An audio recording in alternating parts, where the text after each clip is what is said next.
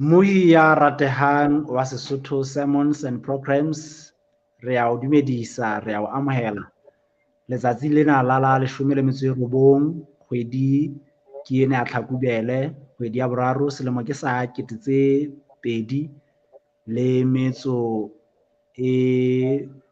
tse nang le 22. Re a o amohela letsatsi la kajeno, ke na le Ntate Takadimane Marumo e leng yena ya tla re robela bohobe bakeng sa hora ena. Mme morena a letse hantle. Ntate Marumo, ke kopa o ko dumedise babuhi ntate. Ke a le dumedisa bomme, bontate, bonkgono, bontatemoholo, batjha le bana beso le bana ka lebitso le pholosang la molokileng Jesu Kriste. Amen. Re a leboha ntate. Ke lakatsa hore ntle le ho ya kae kapa kae moo letlapeng la rona la Facebook e ka stana le mo ho YouTube mo ditaba tsena di sentse di matha hona teng ka tsela e hlakileng. O ka share le ngwaneno hore le tle le fumane ditaba tsena tse molemo tse re tlang ho di fumana hona jwale. Mme ke kopa hore ha ke se ke tshilo jwalo, re tle re bule mosebetsi ona ka thapelo, re tle re meme monga ona. Ke kopa re rapele. Ntate Modimo, re a leboha monghadi, re leboha mohau wa hao o re lekaneng. Re tlo tla re qala mosebetsi wa hao ntate, re a rapela moya o hallang ha ebe yena ya buang le bana ba hao hohle mo ba leng teng ka tsela e hlollang. Itlotlise morena, bua le pelo tsa rona ke tsena, re nehelana ka tsona ho wena, re kopa o di fetole, o di fetolele pelong e tlang ho utlwa ditaba tsa hao. Re beha tsohle wena, e bala mohlanka wa hao ke yona Ntate Marumo, mo etelle pele, mo fe bohlale, mo fe mantswe a molemo a tswang ho wena morena bakeng sa hora ena ka lebitso la morena Jesu. Amen. Amen. Amen. Amen. Le buile ke lakatsa hore ke tle ke bese ke siya dithapo tsena le wena ntate. Amen. Amen. Ke a leboha, ke a le dumedisa bomme le bontate, ke le dumedisa bohle batjha baena dikgaitsedi kgutlong tse nne tsa lefatshe moo le mamelang le hona ho natefelwa ke ditshebeletso tsa Sesotho Sermons and Programs le hona teng ke se ke hlalositswe ka mokgwa o hlakileng. Ke kopa te ska ba ka senya nako. Tsatsing la kajeno re sheba sehloho sa ditaba se reng ba tsebang lebitso la hao ba itshepisa ka wena. E leng ditaba tse neng di bolelwa ke Tafita pineng ya hae ya tlholo, pineng ya hae ya thabo.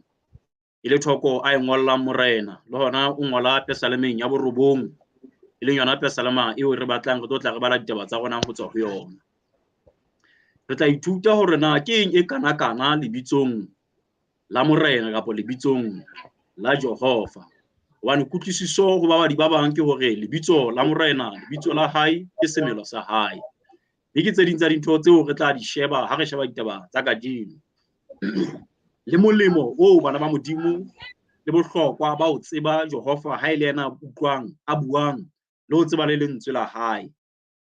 Tse ding tsa ditaba ke hore na bana ba Modimo jwale re ha kae ho ruta lefatshe ka Modimo ona o hlollang.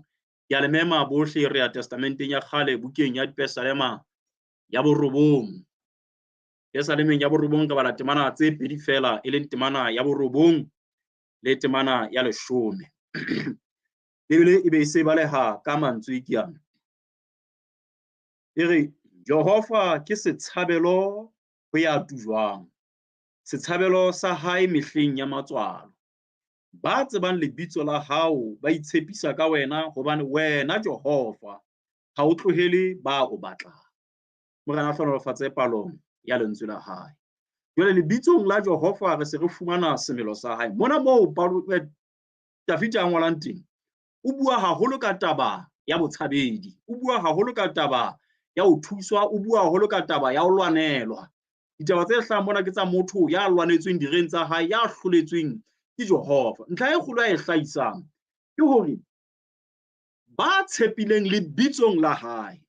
Hona le hore bana ba Modimo ba qakehe haholoholo hore na mohlomong ha bana maiphihlelo le Modimo a sebetsang ka matla mesebetsing ya hae. Empa re kopana le monna ya tshepileng lebitsong fela, ha o so phahamiswe lebitso la Jehova, ho phahamiswe lebitso le hlollang. Jwale hore hobane wena Jehova ha o tlohele ba o batlang, mme re a ithuta hore lebitso la hae ke Jehova, mme semelo sa hae ke mmupi wa mahodimo le lefatshe, ke lefika la rona, ke qhobosheane ya rona, ke modisa ya molemo, ke setshabelo sa rona, ke molopolli wa rona, ke morena wa rona. Mme ka dinako tsohle ha o patlalatswa lebitso la Jehova, le ha re rapela bana ba modimo ba reng tata rona ya mahodimong, lebitso la hao le tle le kgethehe. E le hore taba e teng e lokelang ho fungwanwa lebitsong la morena, lebitsong la Jehova. Jwale motho ka o le motho fela, ha o hlaelwa ke ditaba, ho na le nakong eo ka yona o hopolang batho ka mabitso a bona. Ke etse mohlala ka metswalle ya hao. Ho na le motswalle eo o mo tshepang ditabeng tse thata. Ha se batswalle ba hao bohle le ba o kgemang le bona bo ka ba tshepelang ntho e nngwe le e nngwe. Ho na le ya itseng ka lebitso la hae o tsebang hore ena taba nka e sebetsa le ntateng eo fela, ena taba nka e sebetsa le mmemang eo fela. Bono ke bohlokwa ba ha motho jwale a tseba lebitso la motswalle wa hae, lebitso la mo ya kgemang le yena, a tsamayang le yena diketsong tsohle tsa bophelo ba hae. Ho na le motswalle eo o mo tsebang wena o le motho ka lebaka la le o tsebang hore ena wena nka mo sebedisa fela mesebetsing ya masawana. Di teng taba tse jwalo bomme le bontate, empa jwale re tlo kopana le batho ba tsebang lebitso la Jehova, hore na ke lebitso le ba etseditseng. Motho ha tumme wa utlwa batho ba bang ba re ke tseba lebitso ha ke tsebe monga lona, ke hobane motho eno ho tumme haholo lebitso la hae, mme motho ena ha a tsebe mesebetsi ya motho eno. Wa utlwi fela o ntso bolelwa ka yena, mesebetsi ya hae ha e tsebe, ha ana maiphihlelo le motho enwa, ha a tsebe le lentswe la hae. Empa e tla ha o thwe nnye o na wa mo tseba, a ba re ke tseba lebitso fela ha ke soka ke bona monga lebitso leo. Ka nqe nngwe ba bang ba re ke tseba diketso tsa motho fela ha ke soka ke tseba lebitso la hae. Mme ho a etsahala bomme le bontate hore batho ba bone mesebetsi kapa ditaba tsa hao, empa ba sa o tsebe o le motho, ba soka ba utlwa le lebitso la hao. Jwale o tlo o iketsetse molemo ke hona hore ditabeng tse amanang le Jehova, o tlo ska wa re fela nna ke ithatela fela lebitso la hae, ha ke batle ditaba tsa hae, kapa ke ithatela ditaba tsa hae, ha ke batle lebitso la hae. Hobane nthwena e tsamaya mmoho, ke pakana. Ke pakana, ha ho a lekana ho tseba lebitso fela, ha ho a lekana ho tseba mesebetsi fela. O tlameha o tsebe ditaba tsena kaofela. Ke ka hoo Paulus a lemosang ho ba Korinthe ba bobedi kgaolo ya 11 temana 14 ya teng hore mme ha ho se ho makatsang hore Satane le yena a ikgakanye ka sebopeho se kang sa lenyoloi la lesedi. E le hore ha o tseba lebitso fela, o sa tsebe mosebetsi ya motho eno, o ka tuma wa lekanya hore mesebetsi ena ke ya lebitso rona lana. Athe Paulus o tlo o lemoha hore le mesebetsi e meng e kang e hlaha e ka ke mesebetsi ya lesedi, ha se ya ka kang hobane e entswe ke Jehova. Hobane le diabolosi o na le ona mokgwa wa ho ikgakanya e ka ke lenyoloi la lesedi. E le hore re lokela ho tseba lebitso la Jehova le mesebetsi ya Jehova. Ha re nke mohlala o bonolo fela wa motho ya tsebang Jehova, ya motho a kileng a batla ho bona sefahleho sa Jehova, motho ya bitswang Moshe. Bukeng ya Baheberu kgaolo ya 11 ke buka e tungweng ka ho thwe ke buka ya bahale ba tumelo. Jwale ho kopana le monna ya bitswang Moshe, re bala ditaba tsa hae ho tloha ka temana 24, re tla fella temaneng ya 27. Mme re tle re batlisise hantle temaneng ya 27 hore na Moshe o na tsebang.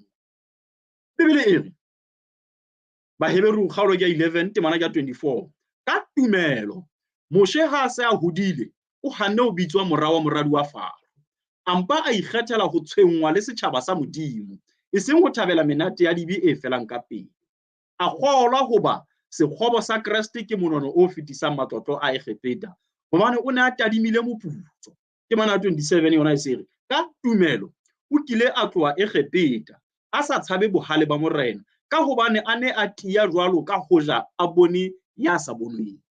E le hore motswalle ha ile ya hao o mo tseba hantle, o mo utlwisisa hantle, o utlwa lebitso la Jehova, le hona o tla utlwa boteng ba hae le maleng siyo, hobane jwale re kopana mona le ditaba tse ho monna ena wa ikgethela pale ena re a itseba hore hantle moradi eno ke yana na pholose moshe sale le kawanyana e sale moshanyana moyana empa ga jeno re kopana le moshe bo bibele sere a kgetha ka bomo hore a tla tsamaye le ba tsamayang ka lebitso la Jehova a tsamaye le ba tsamayang ka lebitso la Modimo e tle ba hobane ho tshwengwa ka lebaka la Kristo wena e tle be monono tsele mona temana 27 se e ha re bala hape a tumelo kile a tloa e khepeta a sa tshabe bohale ba morena empa ho thwe ka hobane a ne a tia jwalo ka hoja a bona ya sa bonweng hore ha o tsamaya le Modimo o tshepile lebitsong la hae dintho le ha di o hlahela o a bolela lebitsong leno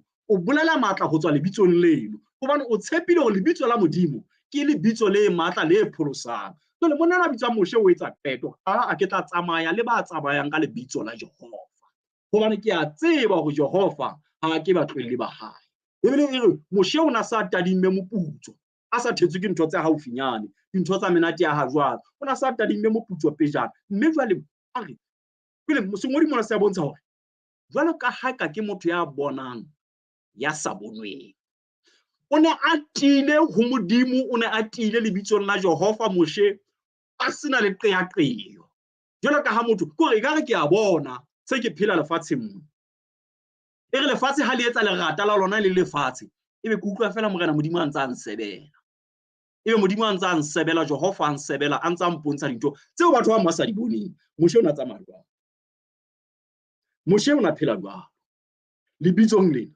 la Jehova o na phela ka lona jwalo a itsamaela ka lona le jwalo empa re a tseba ha se bohle ba tsebang lebitsong ke ka ho sehloho sa rona se reng ba le tsebang bona ba itshepisa ka wena jwale empa ba sa le tsebeng re reng ka ba sa le tsebeng o tlo bona bebele hore na ke buka e matla jwang bukeng ya Exodus kgaolo ya 3 ke mo morena Modimo a roma moshe tjhabeng sa hae e khepeta wa se lokolla teng jwale hona mono hona le potso e botswang ke moshe e matla e ke batlang re lemohe kgaolong ya 3 ya buka ya Exodus ke mala 14 ho fitlella tumela 13 ho fitlella 14 ke taba tse o tla ipalla tsona jwale puisanong ya hae le morena Modimo monna ya bitswang moshe o re ho Modimo bona ke tla ya ho bona ba Israel mme ke tla re ho bona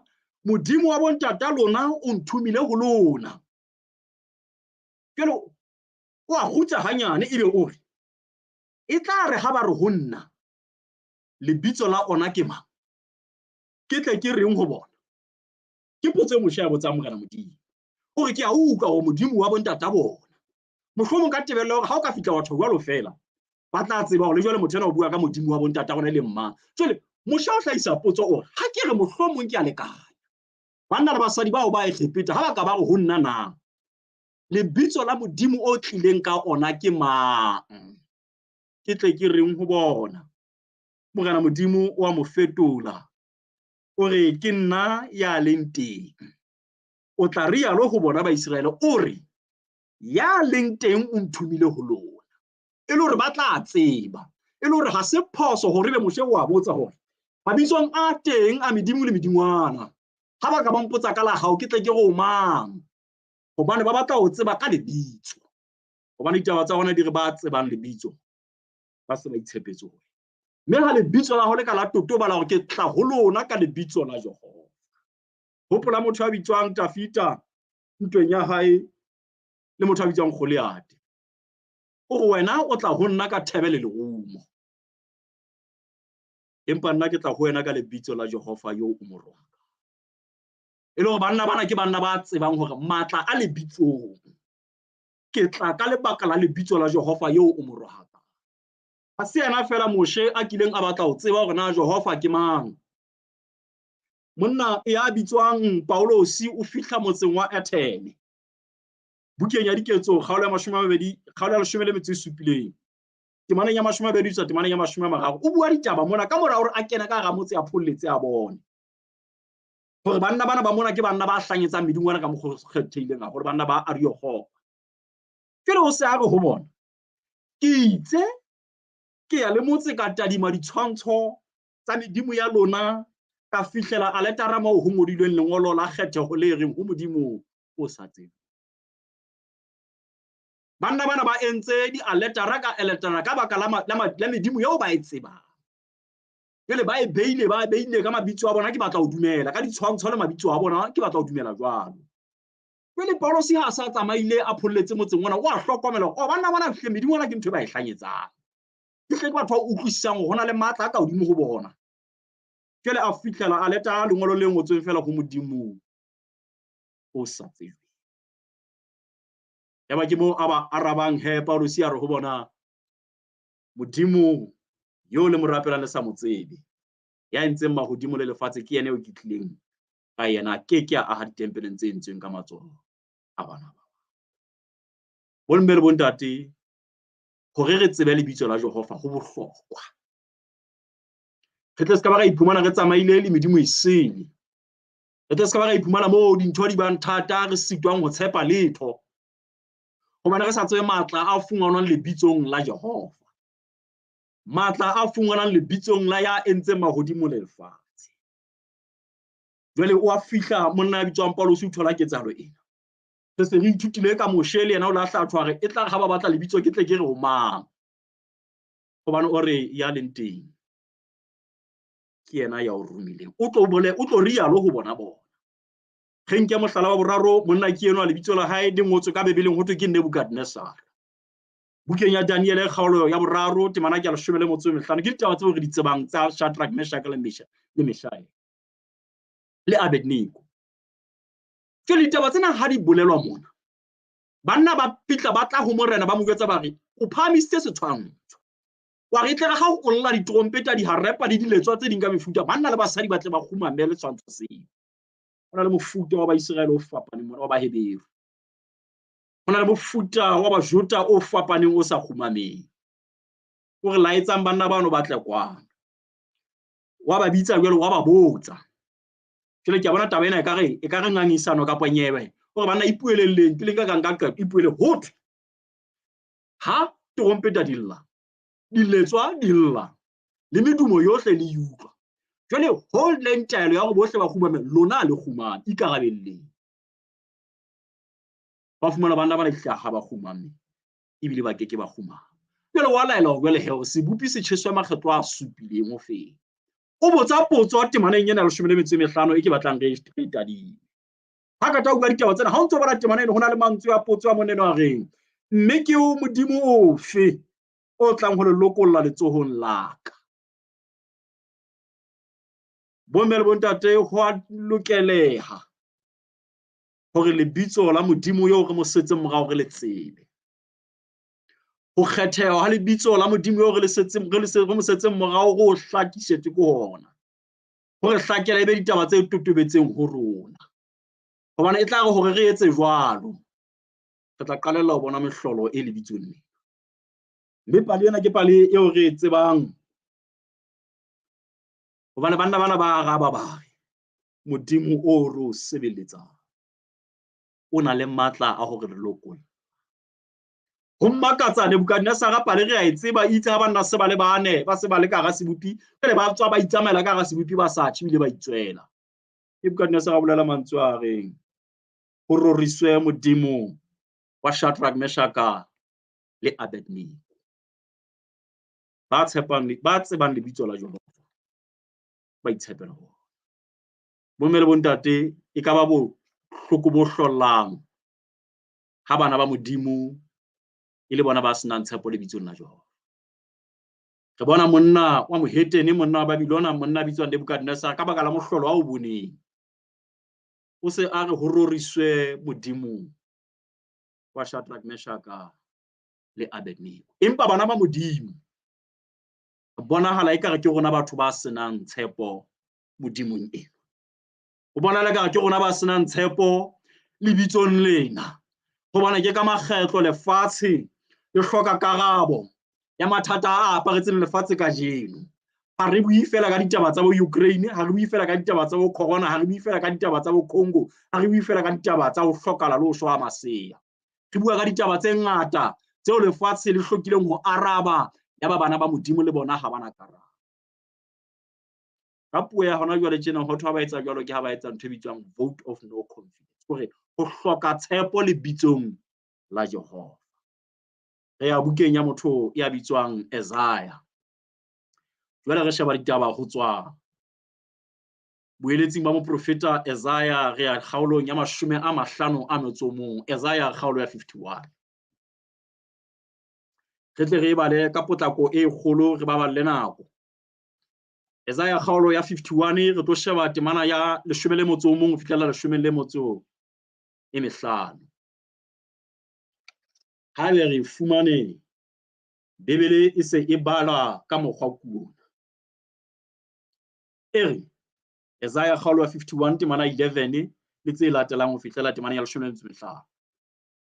Balopollwa ba Jehova ba tla kgutla, ba tle Sione ka dipina tsa tlholo, ba rwetse thabo e sa feleng diphatleng, ba fihletse nyakallo le thabo, ho balehile bohloko le masisapelo.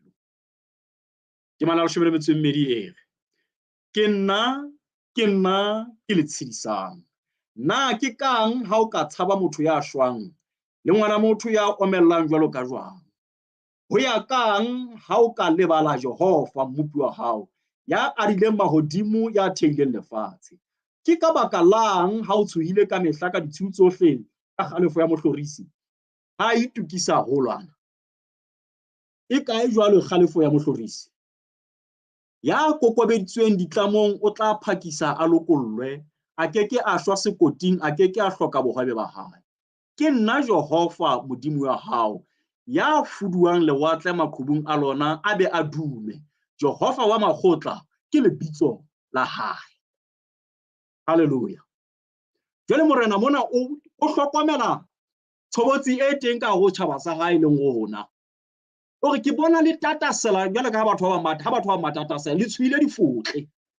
Ke ka baka lang le tshoang motho ya shwa, mohlorisi wa hao ya omellang le ngwana motho. Ke nna, ho bolela Jehova, ke nna ya re tshedisang. Ke nna ya arileng mahodimo le lefatshe, ke fudua lewatle maqhubu a teng a be a dume. Jehova wa ipolela. Ke ka lebaka lang ha le lebala bana ba modimo. Ha lefatshe le thothomela, re thothomela lo ba feta. Ha rena tharollo le lefatshe, ha lena tharollo. Ebile re tlameha re kgema le tharollo tseo banang le tsona tsa lefatshe, ditharollo tse madimabe, ditharollo tsa kgatello ya botho, ditharollo tsa kgethollo ya mmala, ditharollo tsa ho amoha batho ditokelo tsa bona. Re ra ho lokile ke tharollo hona tjena re tsietsing. Jehova hore ke ka lebaka lang ha le lebala nna Jehova le tsi ke hore lebitso la hae ke Jehova. Ore modimo o le lokollang lebitso la hae ke Jehova. Hona le ho lebala ho bana ba modimo lebitso la Jehova. Ore ke a le bolella e tla ha se ke le tshedisitse. Sione e tla kgutla diphatla di eme, e bososela, e jere thabo le tlholo le nyakallo. Ho ke ho tla bo ho balehile ho bona masisapelo ohle. Bana ba modimo, ka lebaka la ho tseba lebitso la Jehova, a re bolelleng tjhaba se sa tsebeng ka lebitso le. Lebitso la Jehova modimo, lebitso le hlolla. O re ke ka lebaka la le lebala Jehova. Re mo lebetse bo mele bontate. Lebitso la Jehova ha le sana matla ho rona re le bana ba modimo. Ke ka ho le dintho tsa hae tse halalelang re di tshwara fela ka matsoho a ditshila. Lebitso la Jehova ha le sana matla. Lebitso la Jehova ha le sa kgethehile. Ho ba bitswang ka yena. Re lebetse, re sethabeletswe le rona. Lefatshe le ponne le hlorile. Ba bang ba hweletsa ba dintweng. Ba kopa thuso ha ba e fumane. We, modimo a re thuse. Le ha re sa bolele lebitso la Jehova, re qetella re kgema le ba tlileng ka mabitso a medingwana ya bona. Re bona le bona ba tlileng ka ditharollo ebile ra ba babatsa, re ba rwesa le dikgau tsa nobele. Re monna yena o tlile ka pheko lefatshe ne le timetswe. Ba ba modimo ba thotse ka lebitso la morena wa bona. Ha hona letho leo re le buang, re fapane kae le ba besetsang ba le dibanona tsa lefela. Wane mehleng eo e ne ra bana ba modimo ba sa bonna ho etsana, ebe ba se ba tsamaya ba kgemang le bale, ebe ba tjhesa dibano tsa lefela. Jehova wa ba shebile hore bona ke bana ba kgelwile tsela e lokileng, ba tsamaya ka tsela e fosahetseng. ke ka lebaka la hobane bana ba modimo ba lebetse lebitso la Jehova ntate wa bona.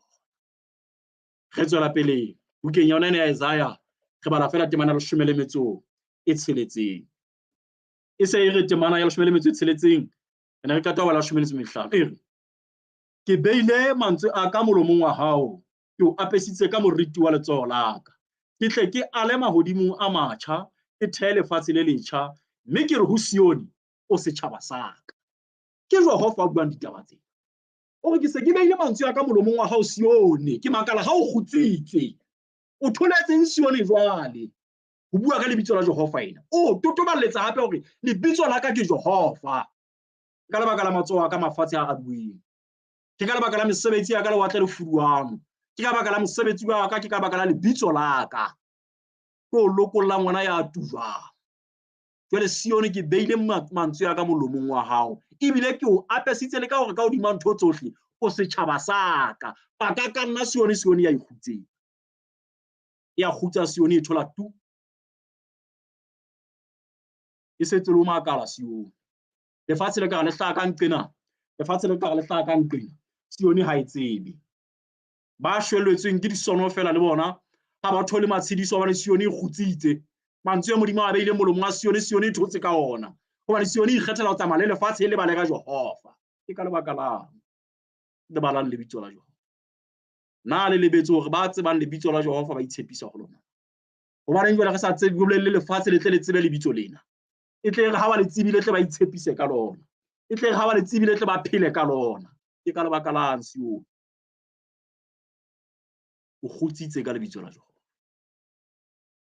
o etsetsa ba bang bokgopo o se tsebe lebitso le matla le pholosang banna le basadi ditshwantsho di ahla di-television mane ba re ba kopa thuso ho NATO ba re ba kopa thuso ho America ba kopa thuso ho masole ke dintwena ka ntlwane ha hona le mo bana ba modimo ba emang ka phatla e tileng hore lebitso la Jehova ya fuduwang lewatle lebitso la modimo ya fuduwang lewatle lebitso la hae ke Jehova o ntse ana le matla e kgutsitse Sione e thotse tu e sentse lefatshe ha le hlaka ka tharollo ena Sione se ntse tsamaya le tharollo e hobane Sione ha e se lebetseng ka Jehova bo mme le bontate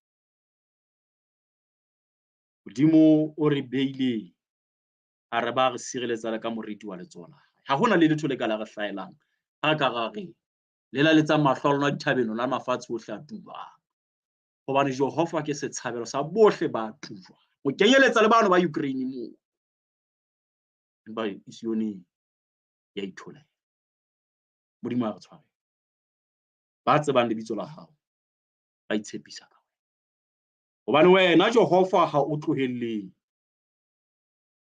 bao ba we morena a re etse hantle re tle re phatlalatse lebitso lena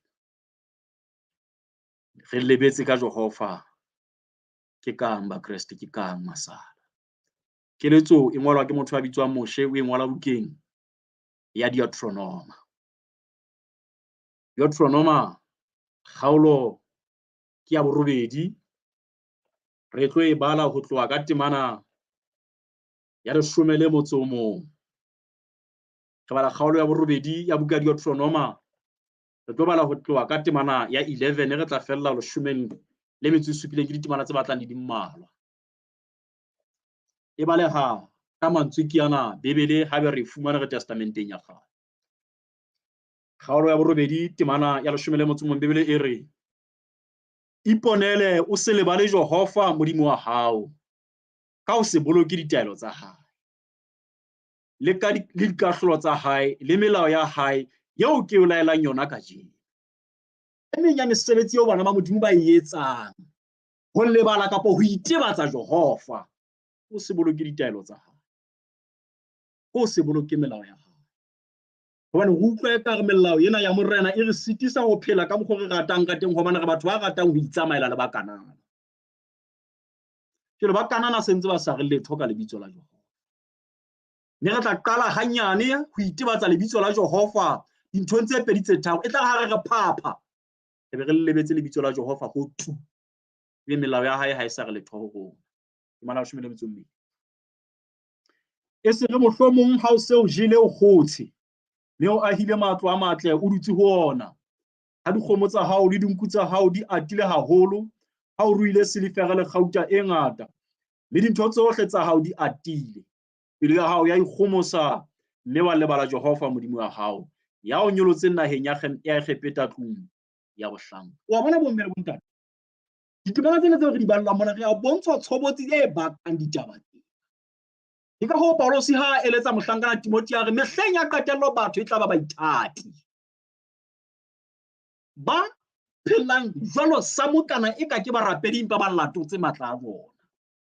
Jwale re kopana le keletso mona mosha a ngodisang a ngolang fatshe ngolla phutheho ena Israel, hore e tla re ha o aha matlo a matle, dintho tsa hao di o atela, dikgomo tsa hao di atlehile, silifere le kgauta ho wena mona e le dintho tseo phelang ka tsona, ha o ikarabella o so re hantlentle ke ntho tsa o tlo hlokomela, tlo ska wa ikgomosa, wa lebala lebitso la Jehova o ntshitseng ekgepeta, wa lebala molao wa Jehova ya o ntshitseng ekgepeta tlung ya bohlanka.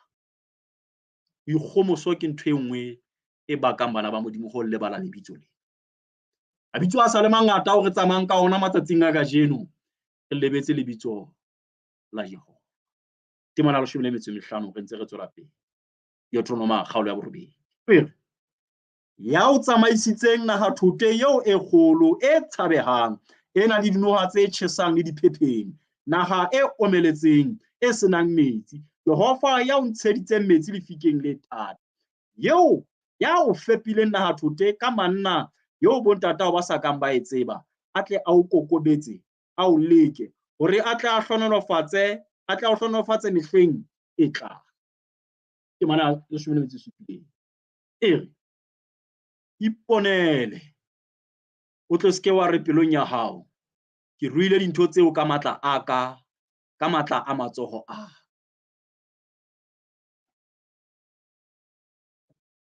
Morena a re hauhela, hobane tshobotsi e jwalo e teng, ebile ne ke keng ya bua leshano. Ke rona bana re banna re basadi ebile le ditaere di fasa matsatsing ana. Re lekanya go ntho engwe le engwe re nang le yona ke ka lebaka la hobane re iketseditse yona ka matsoho. Honyane re ne re hopola hore ke ka lebaka la Jehova e ne tla ba lebitso la Jehova le dula le le teng dipounameng tsa rona re le Sione. Empa Sione e babatsa dinthwana-nthwana, e babatsa bohlale ba yona, e babatsa borui ba yona, e babatsa tsebo tsa yona, e babatsa tswelopele ya yona. Sione e thotse ka lebitso la Jehova, e lebetse hobane ho monate ho Sione. Dintho di atlehile, dintho ke mantletsetletse. Modimo a re hauhela, a tle a re thuse ho bolella lefatshe ka lebitso la Jehova. E tle re ha rona re ikgethela ho le lebala, lefatshe le tle le tsebe. E tle ha bana ba Modimo ba ikgethela ho lebala ka Jehova, ra ha ba tla mo tsebe, a tla sokolohe botsweng ba hae le bohloleng ba hae, a tla bone Modimo mme a bolokehe. E tle ha Sione e thola, e ikgetha ho lebala Jehova, ho bona le banna le basadi ba utlwileng ba maketseng ba tshwanang le bo Nebukadnezar, ba re ho roriswe lebitso la Modimo ena. Eo bebele re ngwallang lona hore lebitso la hae ke Jehova. Basadi ho etswa tshwantshiso ka bona bukeng ya Isaiah kgaolo ya 4 temana ya 1 mono, ho na le polelo eo moprofeta Isaiah a e behang mono. Basadi bana ba tla re, hobane ho thwe mehleng eo basadi ba supileng ba tla ikgomarella ka monna le mong, ebe ba re re tla ja bohobe ba rona, re ikapese ka dikobo tsa rona, fela re bitswe ka lebitso la hao, o tlose nyatso ya rona. Ba teng bana ba Modimo ba ipatlelang fela ho bitswa ka lebitso leno, empa e seng hore ebe morena wa bona e leng Jehova. Jwalo ka morena ebe o dutla ditaelo, ha ba batle taelo tseo. Ba ikgethela hore le lebitso leno re ka mpa ra le lebala, le lebitso leno re ka mpa re kgaohana le lona. Hobaneng bana ba Modimo re etsa tje? Ke kenyeleditse le nna mona, re swabisitse Jehova, re sitwa ho bina thoko ya Tafita hore ba tsebang lebitso la hao ba itshepisa yona. Ka jeno lefatshe le mmaketse le se thabeleng, ho lefifi hohle, ka moso ha bo bonahale, hobane bana ba Modimo Sione ya hae, setjhaba sa hae se thotse tu. ka lebitso la Jehova. Se itebaditse lebitso la Jehova ka lebaka la matlotlo le maruo ao Sione leng ka gae. Go sa le monate o santsane go jwa mabese, go jwa le mahe a dinotshi. Re lebetse ka lebitso la Jehova. Modimo a re tshwarele bana beso. Lefatshe lena le ka be le kgale le bone topollo ya lona. Hojaneng ba ipitsang ka lebitso lena ba le tseba hantle. Haebe ha re ikgomosetse lona, ha re ikgantshetse lona, ha re a le lebala, e ka nna ba ntlha ya bone go re hle re le tsebe lebitso lena. Le eno taba tle se ka ba ka e feta fela tle ke mohlomong lebitso lena ha re le tsebe. Le bua fela ka melomo fela. Ka dipelo ha re na maiphihlelo le lebitso lena. Moshe o re bukeng ya Baheberi mo re ba dileng teng tema la 10 kgaolo ya 11. Jwalo ka hae ka moneno o bona ya sa bone. Ho Moshe o na fila presence ya Modimo. Ha etsa diqato tsa yona re ke kgetha mona ke ha malape le ke tsamaya le ba yang le lebitso la Jehova. Borena menate di position ke a ditloela.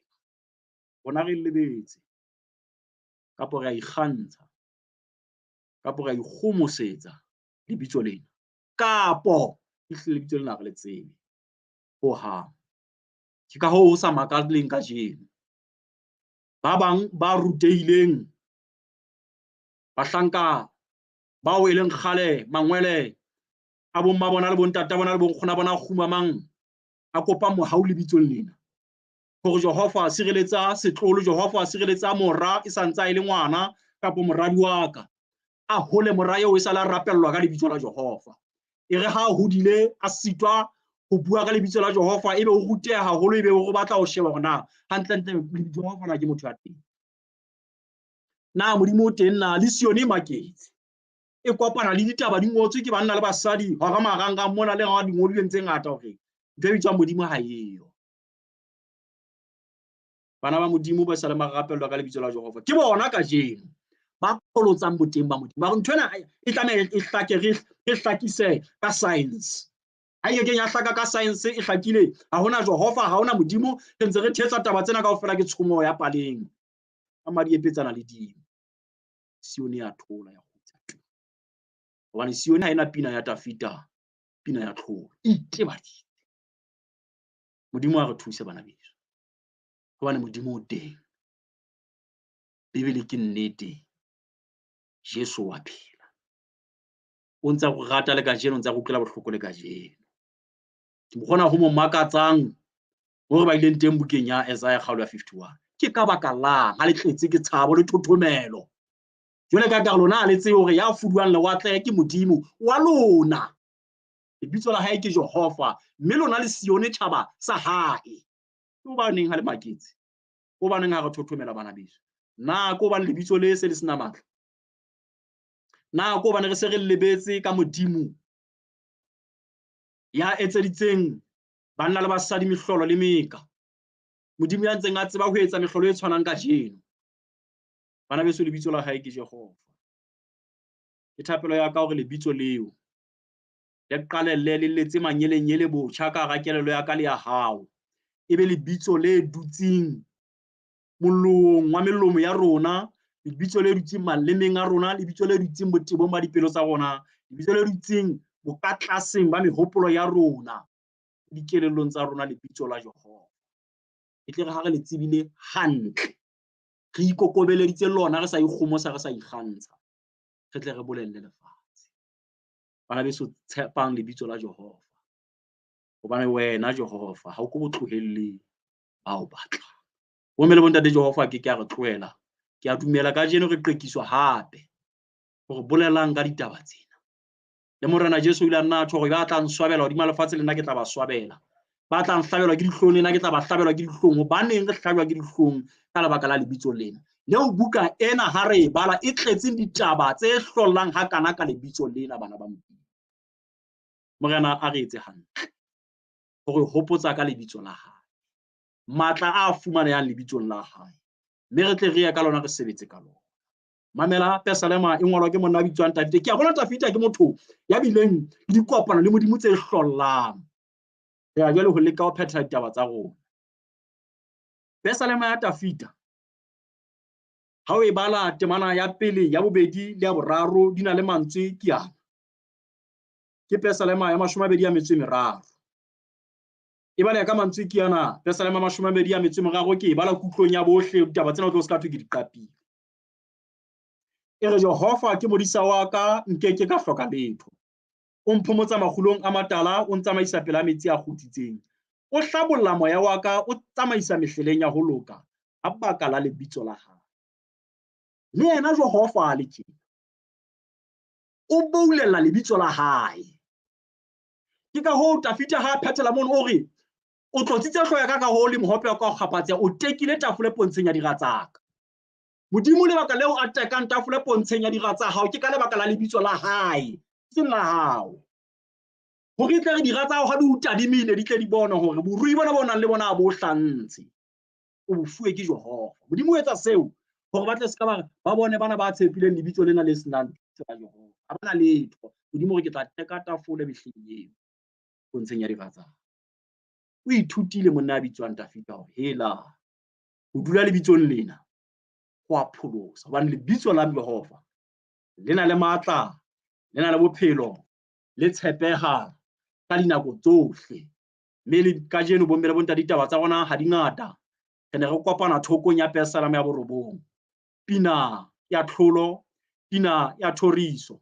Jehova ya thothometsang dira, Jehova ya timetsang dira tsa hore a tlose le lebitso la bona. Ke ka ho tla hopola ditaba tse reng ba ikgepeta bana bao le ba bonang kajeno.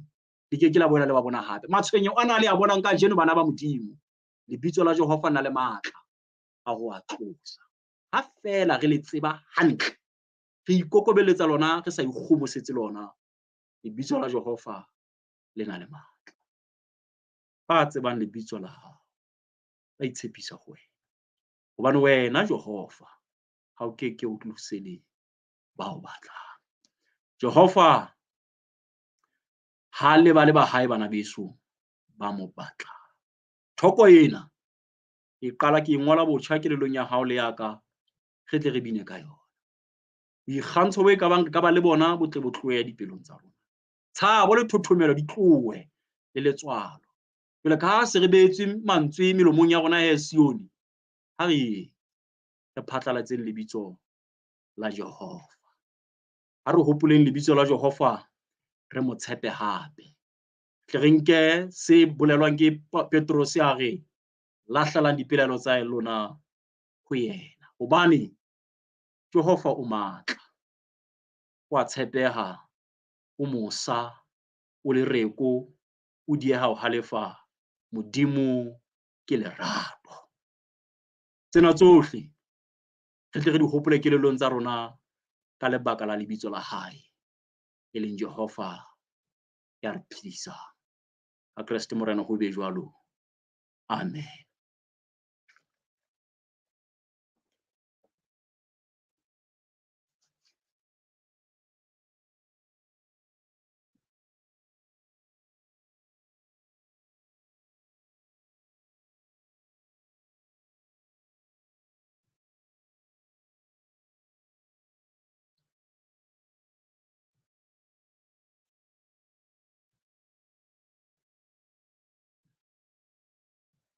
Thabo, baholo ba ka,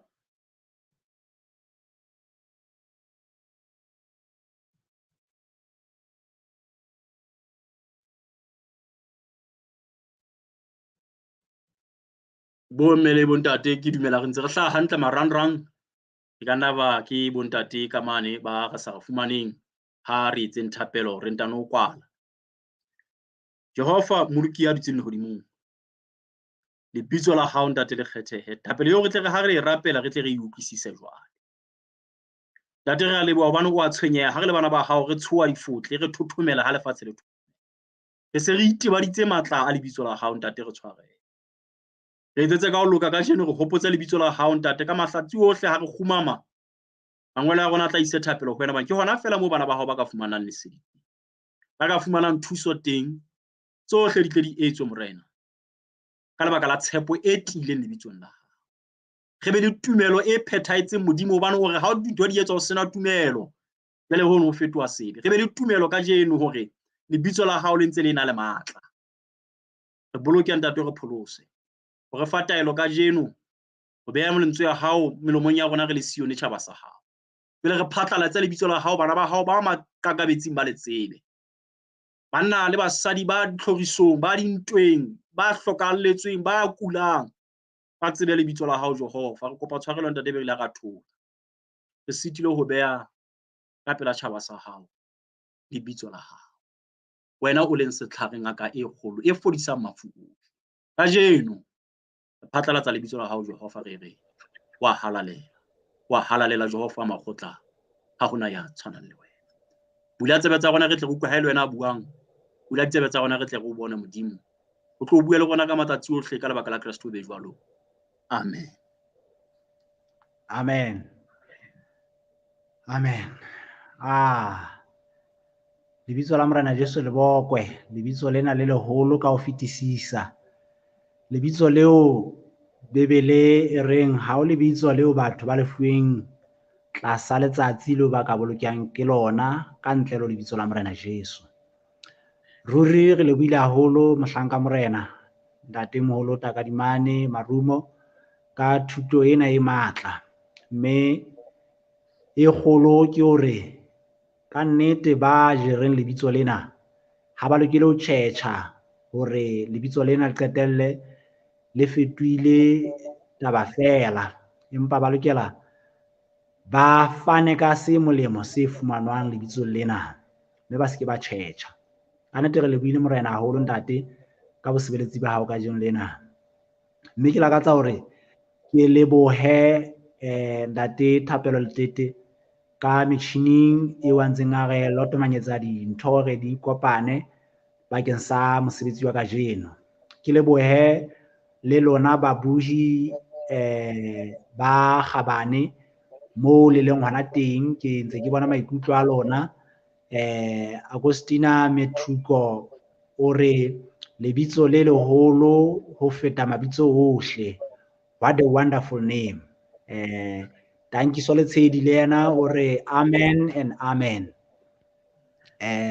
Rosalia Mosai le yena a re hallelujah amen.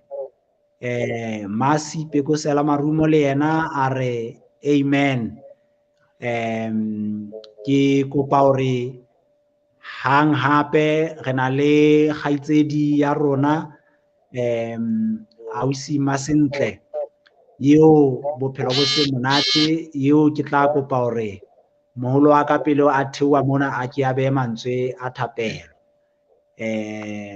Mme Masentle ke e mong wa batho bao ba sebeletse kwano ba fana ka thuto bakeng sa bana, mme bophelo ba hae ha bo botle, empa le ha ho le jwalo ntlafalo ke e kgolo e ke tla kopa hore pele re arohana moholo wa ka o ko behe mantswe a thapelo.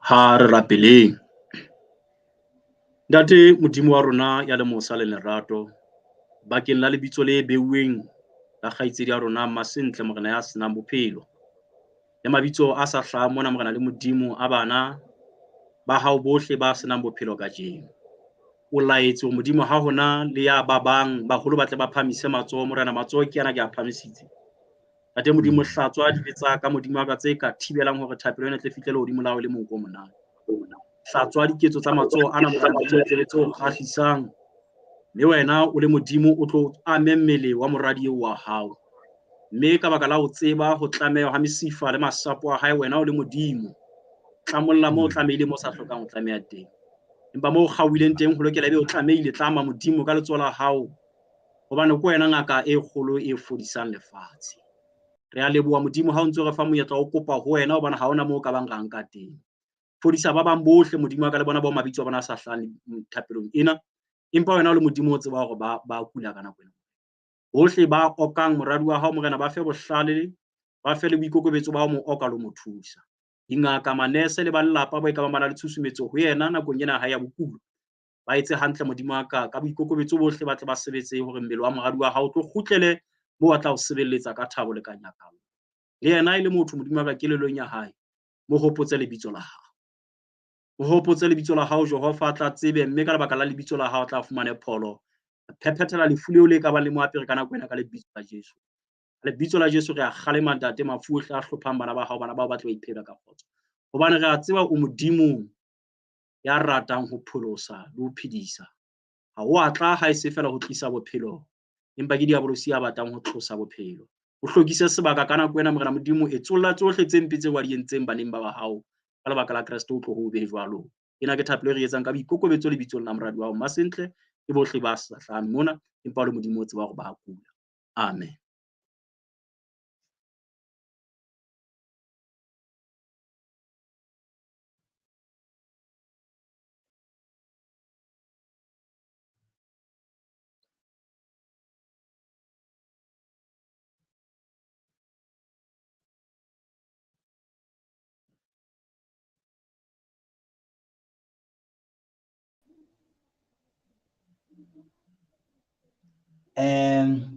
Re lebohile haholo babui ho fihlela nakong e tlang, Morena a re etse hantle. Haleluya. Amen.